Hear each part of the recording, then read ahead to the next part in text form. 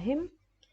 Baik, selanjutnya kita akan lanjut terkait dengan analisis bivariat ya. Dan sebelumnya beberapa waktu yang lalu kita sudah mengklasifikasikan terkait dengan pengetahuan. Di sini kita mengadakan suatu kegiatan intervensi ya, di mana kita ingin melihat efektivitas kegiatan intervensi yang kita lakukan dengan mengukur pengetahuan pre dan post ya, sebelum dan setelah dari kegiatan intervensi yang kita lakukan. Di sini P1 sampai P10 adalah pengetahuan saat pre dan PP ini adalah pengetahuan saat post. Nah, di sini kita sudah kerjakan yang untuk skor total pengetahuan sampai yang mengkategorikan ini kan. Nah, sekarang coba kita yang post gitu ya.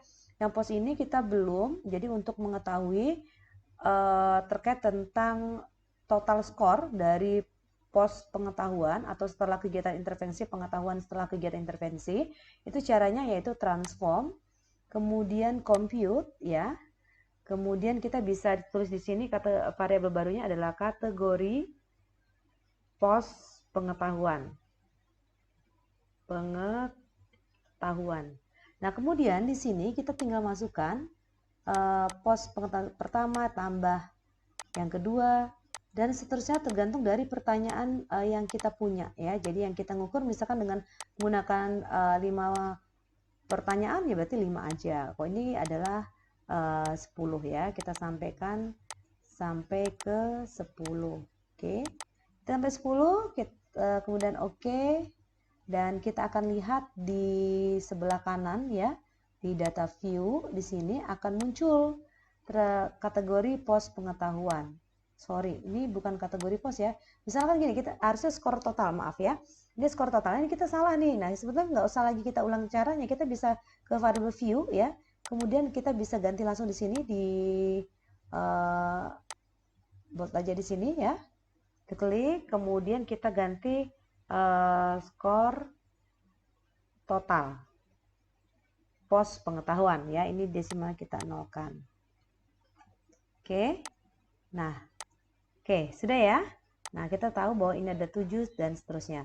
Nah, kemudian kita perlu tahu dan untuk mengkategorikan skor total pos pengetahuan, distribusi datanya normal atau tidak. Nah, caranya gimana? Karena untuk kategorikan misalnya kita pengen analisa univariat ini, berapa pengetahuan baik, berapa pengetahuan yang kurang baik, itu kan dasarnya cut off point-nya pakai apa? Nilai min atau nilai median. Nah, caranya di-analyze, kemudian deskriptif statistik ke explore. Kemudian masukkan yang ingin kita ketahui tadi adalah yang di post ya. Kita masukkan di sini, kemudian di statistiknya. Oke, kita pakai deskriptif plots-nya untuk kita pengen lihat bandingkan dengan uji normalitas data. Kita klik normality plot with test. Ini kita nggak perlu pakai. Kemudian continue, langsung klik ke OK. Nah, di sini akan muncul ya. Di sini akan muncul tadi secara deskriptif kita bisa squeeze dengan bandingkan dengan standar errornya. Pas bulan sini normal ya. Nah, di sini kita bisa lihat karena jumlah sampelnya kurang dari 50, maka kita gunakan Shapiro wheel. Berdasarkan uji Shapiro wheel diperoleh nilai pi ya, nilai pi yaitu 0,232, lebih besar daripada 0,05 sehingga data terdistribusi secara normal. Sehingga di dalam pengkategorian di univariat mengkategorikan variabel baik dan kurang baik, kita menggunakan nilai cut off point-nya adalah nilai min, yaitu nilai 6,4. Jadi baik jika skor lebih dari sama dengan 6,4 dan kurang baik jika skor kurang dari 6,4. Nah, bagaimana caranya? Nah, caranya pengelompokan masih ingat, yaitu ditransform record into different variable, masukkan variabel yang ingin kita kategorikan yaitu skor total post, kita masukkan di tengah, kemudian kita klik di sini tulis kategori, kita bikin kategori baru, variabel baru ya, kategori pos pengetahuan ya. Tadi kan yang pre sudah ya. Oke, kemudian kita change, pastikan dia berubah di tengah, kemudian alt and new value ya. Tadi berapa nilainya kita bisa lihat di sini di outputnya adalah minnya adalah 6,4 ya. Oke, berarti dia dikatakan pengetahuannya baik, coding 1 baik jika range value to the highest 6,4 ya. Kita cek lagi betul tidak 6,4 tadi. Oke, 6,4 ya.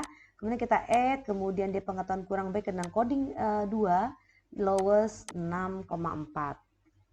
Nah, kemudian kita add, kemudian continue, oke. Nah, nanti di dalam variabel data view ini akan muncul kategori pengetahuan. Nah, gimana untuk mengetahui ini baik kurang baiknya, kita tinggal di variable view, desimalnya kita nolkan. Kemudian di value-nya kita akan tulis satu tadi apa? Kita lebih dari kan, itu adalah pengetahuan baik, dan 2 adalah kurang baik ya. Nah, kita add kan, kemudian klik OK. Nah, kemudian di sini akan muncul. Sudah muncul kan? Baik, kurang baik, kurang baik. Nah, kalau seandainya kita ini ada tanda yang kayak 1A. Nah, ini dalam bentuk angka-angka, dan ini baik, kurang baik, kurang baik. Nah, kalau univariat, kita pengen mendeskripsikan dari misalkan kita punya ini kategori pengetahuan. Di sini pre, ini ya, kita coba kita ganti ya. Di sini sebetulnya pre pengetahuan, kategori pre pengetahuan. Nah, kita ingin secara univariat berapa persen nih pengetahuan pada saat pre dan post yang baik kurang baik, analyze, deskriptif statistik ke frekuensi. Di sini kita masukkan yang pengen kita univariatkan dalam bentuk frekuensi ini adalah pre pengetahuan dengan post pengetahuan. Kemudian langsung kita klik OK. Nah, di sini akan muncul bahwa pada saat kategori pengetahuan saat pre itu 50-50 ya, 50% berpengetahuan baik, 50% kurang baik. Sedangkan pada post ternyata 55% banyak yang berpengetahuan baik. Nah, itu ya cara secara univariat. Nah, kemudian kita pengen melihat apakah ada perbedaan pengetahuan antara sebelum di sini ya dengan setelah kegiatan intervensi yang kita lakukan. Nah, untuk uji beda berpasangan ya, dua kelompok ini kan secara tabel uji pemilihan uji hipotesis itu adalah uji T berpasangan jika memenuhi syarat. Nah, syaratnya apa yang perlu kita ketahui itu jika distribusi datanya normal. Sehingga kita perlu tahu apakah distribusi data di skor total pengetahuan pre dengan skor total pengetahuan post itu normal atau tidak. Nah, caranya seperti apa? Di analyze ya, ini sangat disarankan untuk uji statistik ambivariat tidak menggunakan secara deskriptif tetapi secara analitik. Kemudian analyze, deskriptif statistik ke explore ya. Kita ke explore, kemudian di sini kita masukkan variabel adalah total pre ya. Kemudian total, skor total post. Nah, kemudian di statistik tetap di deskriptif, kemudian kalau kita nggak mau deskriptif, dia harus deskriptif ya. Kemudian di plots ya. Kemudian normality plots with test, continue, langsung klik OK. Nah, kita fokus membacanya itu pada yang dari sini ya. Karena dia ada gambar plots dan lain-lainnya. Nah, di sini ya. Kita bisa lihat di sini test of normality karena kesampaiannya 20, makanya Shapiro wheel. Nah, skor total di sini pre ini p-value-nya 0,745. Normal tidak? Normal ya, karena nilainya lebih dari 0,5. Sedangkan skor total post adalah 0,232. Ini juga normal. Sehingga karena dua-duanya normal, kita simpulkan distribusi datanya normal sehingga bisa menggunakan uji T berpasangan. Nah, kemudian kita sudah tahu, kita bisa menggunakan uji T berpasangan. Caranya gimana lanjutnya? Analyze, kemudian compare means. Nah, ini dipilih per sample t-test ya. Nah, ini silakan masukkan di sini ya. Masukkan post, kemudian variabelnya adalah ini bukan kategori ya. Ini masukkan total ya. Ingat di dalam ini adalah skor total, bisa aja pre dulu ya. Nanti kita pengennya nilainya supaya nggak minus ya. Skor total. Nah, masukkan skor total pre dan post, kemudian langsung klik OK. Nah, di sini kita bisa lihat di per sampel statistik, min rata-rata skor total post itu adalah 6,4, sedangkan pre itu adalah 5,3. Ya, nanti silakan dilihat bagaimana cara kita menuliskan hasil bivariat dari uji T, itu berbeda dengan yang chi-square ya.